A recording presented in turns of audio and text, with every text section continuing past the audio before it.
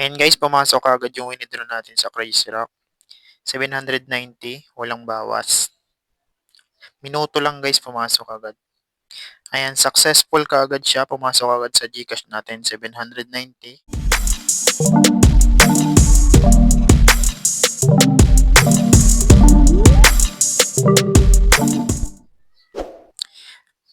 Ayan, update ko lang kayo dito guys sa application na Crazy Rock. Ayan, so dito natapos ko na yung tasking niya sa Green Money. Ano. Nandito lang yan kanina. Tapos, nang nakakuha ko ng isang horn, tumaas agad the bots. Abot dito sa immediate payment. So, pakita ko sa inyo kung paano ko nakuha. Bilangin natin yung horn na nakuha ko. Una, 2 horn dito yung nakuha ko. Tapos, 3 horn sa invite yung nakuha ko. Take note guys, pag nag-withdraw kayo sa Green Money, kailangan ng horn.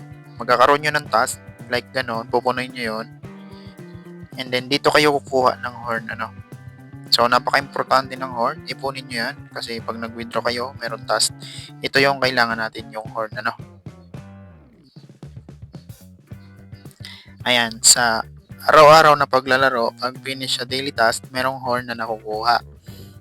So, kung gusto nyo ng mas mabilis na makakuha ng horn, pwede kayo mag-invite. Guys? So, sa akin, pinagsabay ko, pinatapos ko yung daily task at nag-invite ako.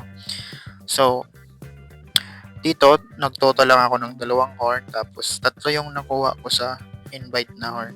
And then, kanina, yung last na nakuha ko, nandito lang yung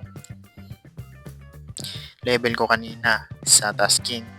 Nung nakuha ko yung last, tumaas agad dito sa payment immediately niya. So, sa mga interesado dito sa application na to, sa mga wala pa, nandyan lang yung link sa ating description box at sa ating comment section. So, dito guys sa Green Money, assume na natin lagi na merong tasking na ganito. Pero mas mabilis dito guys kumpara sa iba nilang application. Kasi 5 lang yung horn na nakuha ko na puno ko agad. So, siguro kapag pure tasking ka, daily task, hindi lang 5 horn ang kailangan mo. Siguro 17 or 10. Mga ganyan, So, nagawan ko na siya ng previous video kung paano nilalaro at kung ano-ano yung mga ways to earn at yung mga daily task niya. Ilalagay ko na rin dyan sa ating description box. And then, kung meron na kayo nito guys at wala pa kayo ng referral code, pwede kayo mag-input dyan ng referral code. Meron pa dyan 55 na Green Money. So, yun. Try na natin i-withdraw kung ma-withdraw ba natin yan sa Gcash. So, nakaset up na yung Gcash natin. Confirm. Click withdraw. So, yun. Pwede na nga tayo mag-withdraw. Confirm lang natin.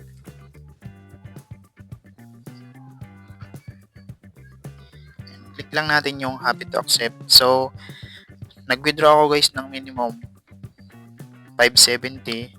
Yung total na na-withdraw ko 790 kasi meron siyang double acceleration task. So, basic lang naman, basta sipagan nyo. Dito na yun guys, mapupunta sa history. Ito yung una ko na withdraw, 205. And waiting na lang tayo kung pumasok na ba yun agad sa Gcash natin. Ipapap ko na lang guys sa screen natin kapag pumasok na. And then dito guys, mag-withdraw tayo ulit ng 570. Dito lang tayo para mas mabilis kasi dito pag mas mataas yung withdraw natin, mas maraming horn yung kailangan natin. Kaya kung mahina kayo mag-invite, dito lang kayo sa minimum guys. So na-double natin ulit. Confirm. And double natin ulit dyan. Ganito yung guys mangyayari. Double acceleration. Need nating punuin yan. Magkukuha ulit tayo ng horn. Again guys, sa pagkuha ng horn, pwede kayo mag-invite para mas mabilis makakuha ng horn. Tapusin ang daily task para merong horn. So, depende na sa inyo guys kung pagsasabayin nyo yan or kung tinatamad kayo mag-invite, pwedeng maglaro lang kayo para makakuha ng horn. So, by the way nga pala dito sa pros and coins, Ayan, yung mga naiipon na coins natin sa paglalaro, hindi direktang papasok sa ating balance, ano. Dito yun guys mapupunta. Ayan. So, para makuha yan, dalawa yung choices natin para makuha yan, ano. Itong diamond, nakukuha yan sa pag-invite, at least 6. Pwede natin ma-exchange, dagdag yan dyan. Pwede rin tayo mag-ipon ng shell, at yung horn, na puti, yung kulay puting horn. Sa paglalaro yan guys, magbabad kayo, maglaro kayo ng maglaro, and then 36 niyan, pwede nyo ma-exchange. Dito yan mapupunta, habang nag-exchange kayo, mapupuno yan at least 200 times exchange. Kapag napuno na yan, pwede nyo yan ma-withdraw, pero hindi natin sure kung lahat ba yan ibibigay. Kasi siguro dito nakabase yan sa heart. Kasi sabi dito, the higher the love points, the higher the chance of receiving coins up to 100%. So, nakadepende dito sa heart yung makukuha nyo kapag nag-withdraw kayo, kasi hindi natin sure yan na ibibigay lahat kapag napuno natin ito. Again, kapag napuno na yan, mag-withdraw kayo dito.